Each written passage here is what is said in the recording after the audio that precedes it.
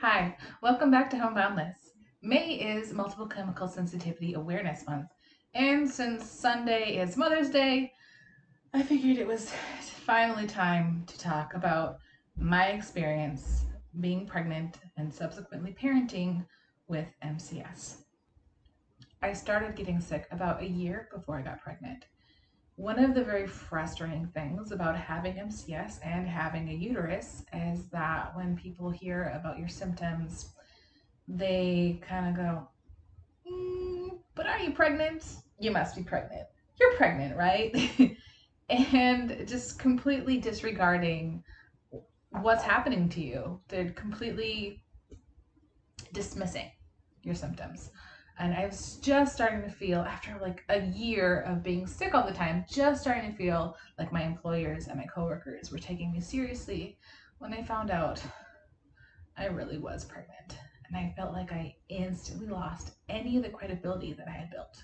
I want to take a moment and make it clear that I am separating my feelings about being pregnant and my feelings about parenting and my feelings about my child. So, sweetheart, if you ever watch this, know that you are loved and I feel honored to be your mom. And I'm very glad that you are here.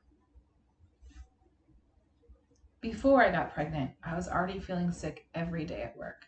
I was getting to the point where I really needed to have a job where I worked from home and get out of my job in the school. But I loved my job and kind of needed health insurance and money. And then one day, everything was magnified. Things that didn't bother me before suddenly made me feel attacked. Smells that made me a bit sick suddenly made me very sick.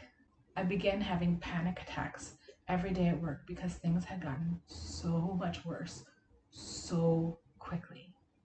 It was a very small relief when I found out that I was pregnant because suddenly it made sense. I understood why things had snowballed so fast. But I also didn't know how I was going to get through a pregnancy when I was so sick all the time. I needed to leave my job, but I also needed healthcare and I needed money. Up until this point, I had not broken down and used a mask. I would spend much of my day holding my breath or walking through the halls like this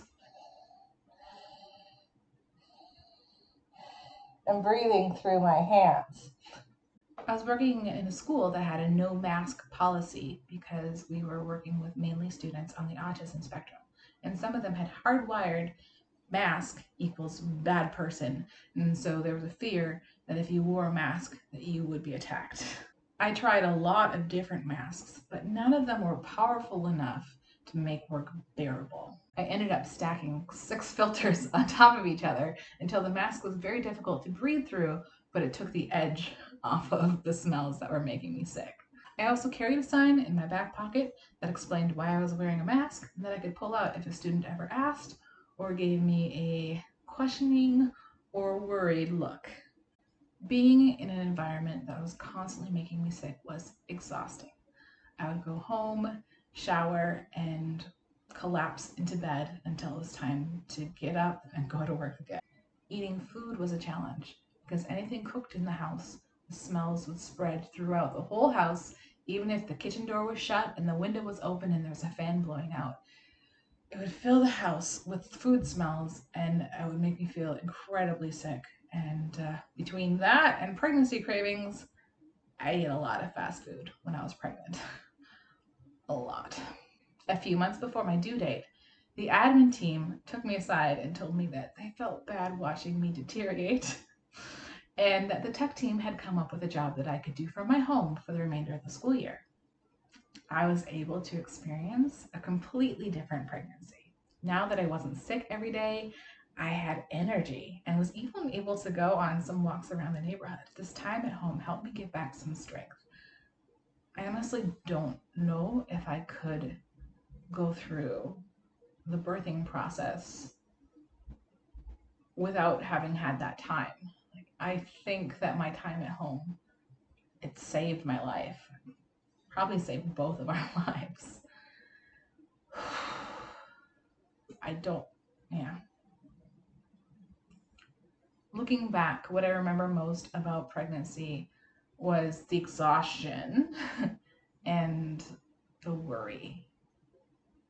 I got sick a lot, I threw up a lot, but the worry, because I didn't know what being pregnant with MCS would look like. And when I tried to research it at that time, there really wasn't anything. A big concern that I had when pregnant was that being in hospitals made me sick. How could I go through with prenatal checks and a hospital stay, delivering a baby, if I in an environment that made me sick? I found a midwife who specialized in home births, was relatively low smell, and planned to give birth in my home. I asked my midwife to drop off some clothes before my due date so that I could launder them and have them there so she could shower and change once my labor started. About a month before the due date, I woke up to a puddle of amniotic fluid. My water broke a month early. And that's too early for a home birth, and we would have to go to the hospital.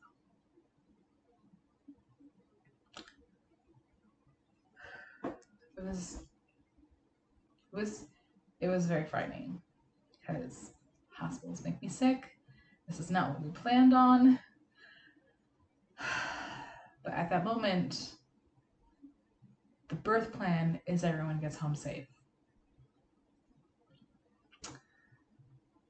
There's not really a lot of time to mourn the experience that you'd hope for because it's just doing everything you can to work towards everyone coming home safe.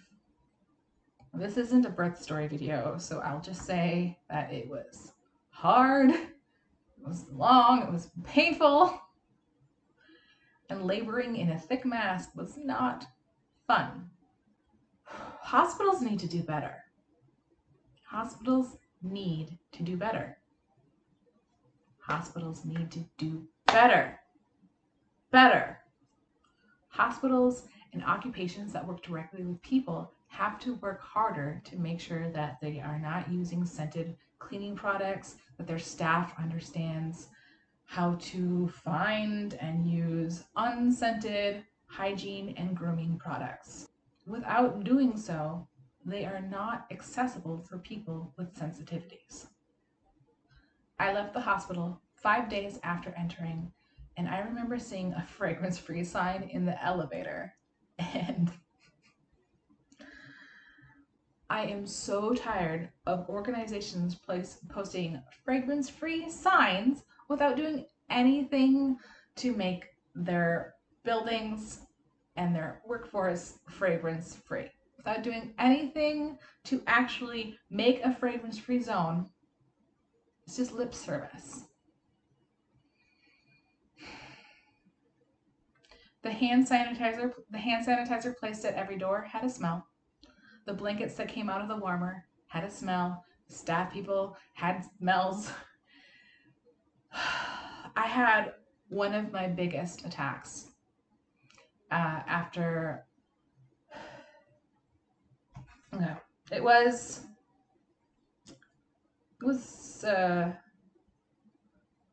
day after or the day after that. After I gave birth, after you give birth in the hospital, they come by regularly and they check your blood pressure. I heard from my midwife that my blood pressure in the hospital had been high. I think some of that had to do with the stress of being in this position where people made me sick, and the fact that every time they came to check my blood pressure, they're bringing their smells close to me. And so I had to spend that whole time getting my blood pressure checked, holding my breath. And the morning that my milk came in and my hormones were swinging every place, which I'm sure amplified the situation, and I'd been in the hospital for several days, and that amplifies the situation. But this one particular staff person, she had a strong smell, strong fragrance, and she did my blood pressure. And I tried to hold my breath the whole time. And after she left, it triggered such a huge coughing fit And I don't mean like coughs, like I don't have coughs. I'm talking about the kind of cough where you think, oh, like if you're watching a period drama, this is the kind of cough where someone coughs, and then, oh, blood on my handkerchief. Oh, I'm dying. Like, cough up a lung coughs. Um, so, yeah, it triggered a huge attack of coughing. So I ran to the bathroom because through my pregnancy, my reaction to having these massive coughing fits had been cough until you throw up or cough until you pee. Either way, gotta get to the bathroom. So I was in the bathroom coughing up. I don't remember if I called the nurse with the button or if my partner did. Um, but like they heard it, people came running. Coughed so much, and just another problem with having a baby, and I had to be on a lot of antibiotics, so I got a lot of saline while I was in labor because we had antibiotics and pitocin and saline, and so like all these extra fluids in your body that it no longer needs. You pee a lot, and coughing that much, I peed a lot. So I like wore myself out coughing. I had to drag myself into the shower because there was a little lip, so it was the only spot that wasn't just full of pee. And I just laid on the shower floor, just gasping for air. Felt like my lungs had been shredded.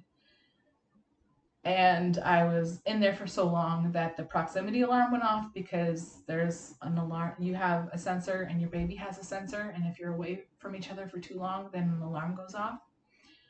Um, and yeah, the nurses ran in and they offered to check my lungs and never followed up on that.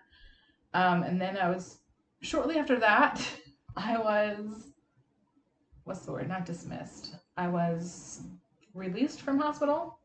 I still had to stay because I had a preemie baby and she had some serious jaundice, so we were still in the hospital. But they discharged me.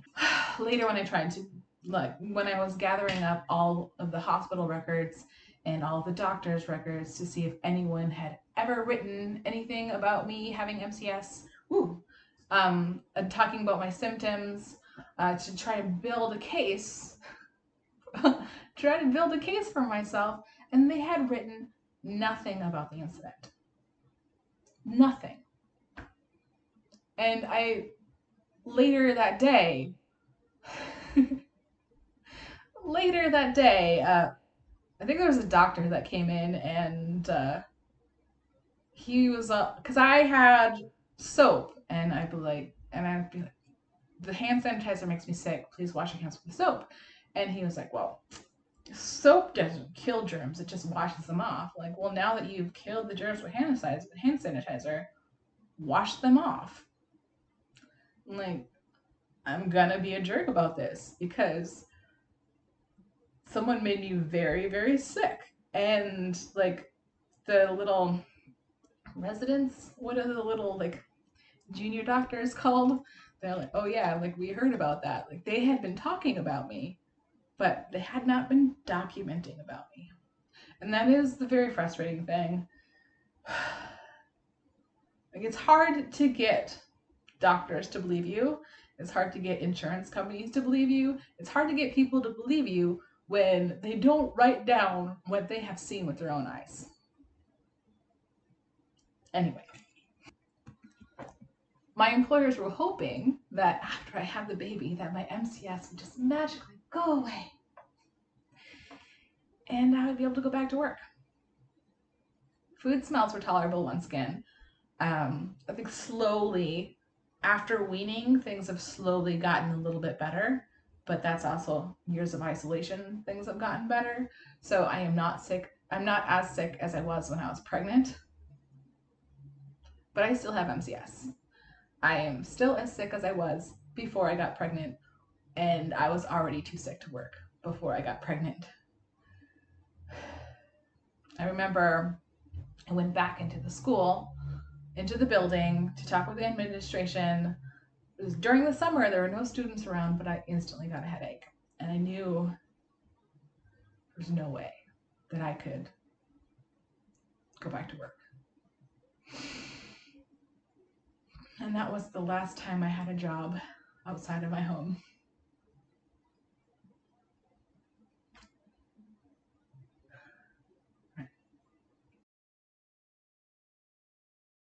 I just want to give a few hacks that I've picked up. I feel like there's probably more. If you have any questions, let me know. If you have any of your own parenting hacks, let me know. Because I feel like I have more, but I also don't want this to be like a 40-minute long video. I can probably go through things in more detail if there's anything you want more details about. But my first parenting hack, when she was a baby, I was very worried about the smell of wipes and the smell of disposable diapers. There's just so many smells that come with a baby, and some of them are unavoidable. Weirdly, well, maybe not weirdly, but one of the things that I was very worried about when I was pregnant was you hear so much about that newborn smell. Am I going to get sick from the smell of my baby? Is that going to bother me? And then she's born, and I smelled her, and like, she smells like IKEA, but I'm okay with it. So, in my experience, the newborn smell of my own baby was fine. I imagine that someone else's baby might trigger me, but nature is making me love my baby and my baby smell. So that was fine. But you still have all the other things that babies need that come with smells. So we went the cloth diaper route, which doesn't make dirty diapers smell fine, but it does make it so they don't start off smelling bad. So cloth diapers, cloth wipes, water for just about everything. And what I use for skincare, and I would use for skincare on my baby, is coconut oil, but it has to be refined coconut oil, and not all refined coconut oil is equal. The best refined coconut oil that I have found is Wildly Organic, because it does not have a smell and it's really smooth and really lovely, and it comes in giant containers, but it's currently sold out, currently out of stock, so I really hope they restock it because I love it, and when my giant container runs out, I need to have more of it in my life. But yeah, cloth diapering, cloth wipes, anything that can be washed and can be washed over and over and over again, until it doesn't have a smell, can stay in my house. If it can't be washed over and over and over again, it doesn't belong in my life. And then as she got older, and she went off to preschool, she'd come home from preschool, and kids, they spend the whole day just trying to hold it together and having a good day at school, doing their best job at school, and then they are exhausted emotionally and physically and meltdown city when they get home. So she'd come home just stinking of school, but also really needing a cuddle. So what I would do when she really needed that cuddle time and I really needed to not smell her is I would wrap her up in a blanket so that she just had her face showing, and that would give her enough to calm down and get cuddles and love and be ready to take a bath without making me overly sick. So make your child a burrito, whatever age they are, when they need a cuddle, but they stink. The other, I don't know if this is a parenting hack. I feel like this is kind of a parenting hack just in general, but it's not something that everyone can do. But I am very lucky that I have a village, that I have a wonderful partner who is very helpful and available, and just a great dad, great husband, good guy, and his family lives nearby, and they can also help when they're available to help.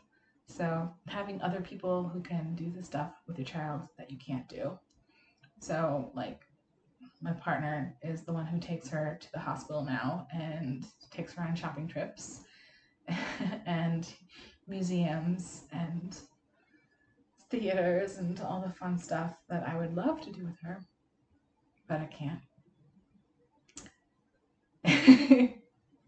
And also, having extended family nearby means that if there's a toy that she gets that's really stinky and she can't play with it in her house, she can play with it there. But yeah, it's a good thing. Parenting hack to set up a space, still designate a space for them to use the things that you don't want to be around you.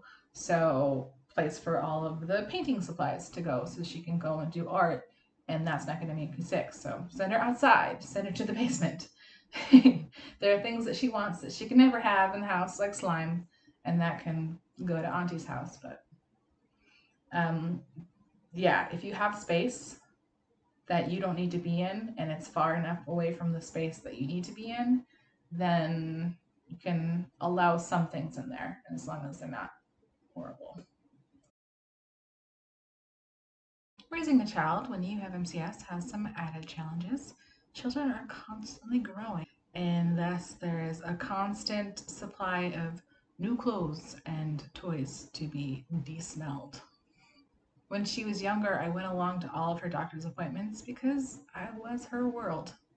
I was never really able to go anywhere, so we didn't really put a lot of effort into getting her to take a bottle, and so she never learned to take a bottle, and so we couldn't really hand her off to a babysitter and just have some time alone. If my mother-in-law was watching her, then my mother-in-law would be on the main level and we would be in the basement or we would be upstairs. I will never be able to take her to museums or zoos or even shopping. Luckily, I have a wonderful partner and he does these things, but it would be really nice to go as a family. And then there is the worry. How many milestones will I have to miss? If I show up at a school function, will the other students tease her because her mom is wearing a respirator? Or if I don't show up to a school function, will she resent me for it? There are things that she wants, but she can't have, or she can't have around me. And so, yeah, she can't do slime or lip gloss or any scented toys. And I don't know what I'm going to do when she is a teenager and she wants to have hair products and makeup and I don't know, parties. I don't know, so many smells in the future, so many smells, and I don't know how we're going to navigate those. I don't know. There's so many things that she's going to miss out on, and she's going to miss out on them because of me. And that sucks. There's a lot of guilt. A lot. If you have any questions about pregnancy or parenting with MCS, let me know. I didn't want this video to be overly long, so probably couldn't go into deeper detail. If you want it or need it. Pregnancy was hard. It felt like a shell of a person most of the time. If I'd been able to work from home, I think I would have had a drastically different experience. But I don't know that it would have been easy. I have to say that as far as my pregnancy went, there were no real complications other than me having MCS and going into labor a month early. Well, yeah, the whole water breaking a month early was a complication, but I didn't have any like other factors going on. My pregnancy was awful because I have MCS. And I completely understand and support you if you decide that you cannot be pregnant with MCS. Because honestly, I'm never doing this again. It was a lot, and if I were to be pregnant again, then that would mean that I would not be there for the family that I have now because it took everything out of me. And I'm never doing that again. It was awful. No. Um, as it was, I think the only reason why I was able to survive the hospital delivery was because I was able to work from home. It gave me the time to gain back some of my strength and to reduce some of my exposure load. It's tempting for science. It's tempting for science to try and be pregnant now that I am home all the time. And honestly, now that we are in a better shape financially for it, but no. Even aside, even aside from MCS, pregnancy and parenting is so hard, and it really disrupts your life. It is something that completely takes over your body and completely takes over your life, and it is relentless. And the people who choose to do it, I support you. I mean, more props to you. But it shouldn't be something that you have to do. You don't have to have a baby. You don't have to procreate in order to be a full and complete human. And yeah, just because it's something that your body may not be capable of, it doesn't mean that it has to be something that you as a person are capable of. I was worried about what kind of mother I would be because I don't feel like I really have it in me. And honestly, I still don't know that I do. I'm not the best mother. Uh, and like, I try. I don't think I'm the worst mother, but I don't think that everyone is meant to be a parent. And it's okay to not be a parent. It's fine. If you find yourself pregnant and you can't be pregnant, then that's a conversation to have with your doctor because, yeah, it's hard. Being pregnant and having MCS is so hard. So hard. Um, I'm grateful that we both made it to the other side and we both are here and relatively healthy. I'm living in relative health at the moment. So glad that we made it safe from the hospital and that my child is healthy and happy and thriving 8 years later. I don't know why my water broke a month early. I do wonder if it is related to the MCS, given that there is a connection between air pollution and premature births.